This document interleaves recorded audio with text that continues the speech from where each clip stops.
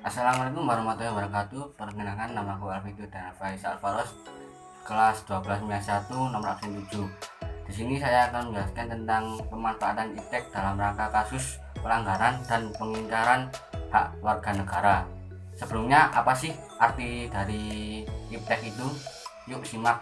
Jika Anda mencari tahu tentang pengertian iptek atau ilmu pengetahuan dan teknologi secara terpisah, tentu terdapat perbedaan mendasar di antara ketiga konsep tersebut.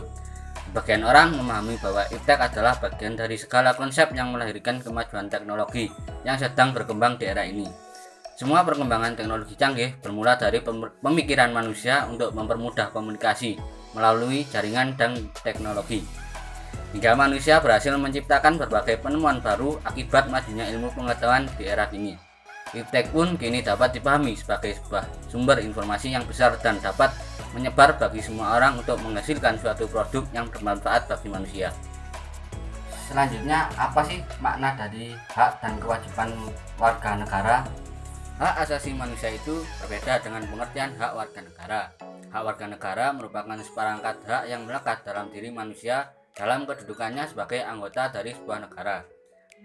Hak warga negara dibatasi oleh status kewarganegaraan seseorang. Dengan kata lain, tidak semua hak warga negara adalah hak asasi manusia. Apa saja hak dan kewajiban warga negara yang diatur dalam Undang-Undang Republik Indonesia tahun 1945? A. Hak atas kewarganegaraan. B. Kesamaan kedudukan dalam hukum dan pemerintahan. C. Hak atas pekerjaan dan penghidupan yang layak bagi kemanusiaan. D. Hak dan kewajiban bela negara. E. Kemerdekaan berserikat dan berkumpul. F. Kemerdekaan memeluk agama. G. Pertahanan dan keamanan negara. H. Hak mendapat pendidikan. I. Kebudayaan nasional Indonesia. J. Perekonomian nasional. K. Kesejahteraan sosial. Selanjutnya, apa sih hubungan antara pemanfaatan iptek terhadap pelanggaran dan pengingkaran hak warga negara? A. Sikap egois atau terlalu mementingkan diri sendiri. B. Rendahnya kesadaran berbangsa dan bernegara. C. Sikap tidak toleran. D. Penyalahgunaan kekuasaan. E. Ketidaktegasan aparat penegak hukum. F. Penyalahgunaan iptek. Kemajuan iptek sekarang juga dapat memberi pengaruh yang positif maupun pengaruh negatif, bahkan juga dapat menimbulkan kejahatan juga. Ada beberapa contoh kasus yang menjadi bukti bahwa iptek jika disalahgunakan untuk pelanggaran hak warga negara, yaitu A. Penculikan yang dimana berawal dari pertemanan dalam jejaring sosial, yang dimana si penculik memberikan perkenalan dulu terhadap target itu membalasnya. Lama-lama mereka akan saling mengenal dan mengajak untuk bertemu dan beraksilah si penculik bisa jadi. B. Penipuan secara online melalui internet dengan menggunakan beberapa metode seperti phishing, spoofing, spamming, atau bentuk penipuan lainnya untuk mendapatkan uang.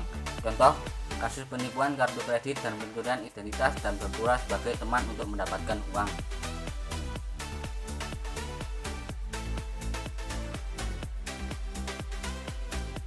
Pembajakan, mengutip atau menduplikasi suatu produk, misalkan program komputer, kemudian menggunakan dan menyebarkan tanpa izin atau lisensi dari pemegang hak cipta, merupakan pembajakan dan masuk kategori kriminal. Contoh, ketika seseorang menduplikasikan Microsoft Office kemudian diinstalasi tanpa memberi lisensi yang sah. Jika pelaku pembajakan ini dituntut oleh pemegang hak cipta, maka pembajak akan ada dalam posisi lemah, akan dikenai sanksi dan konsekuensi sesuai hukum yang berlaku.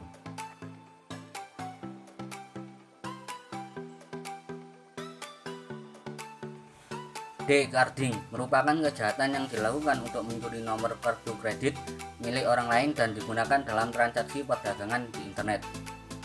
Contoh kasus, salah satu jenis cybercrime yang terjadi di Bandung sekitar tahun 2003. Pelaku yang kebanyakan remaja tanggung dan mahasiswa digerebek aparat kepolisian setelah beberapa kali berhasil melakukan transaksi di internet menggunakan kartu kredit orang lain.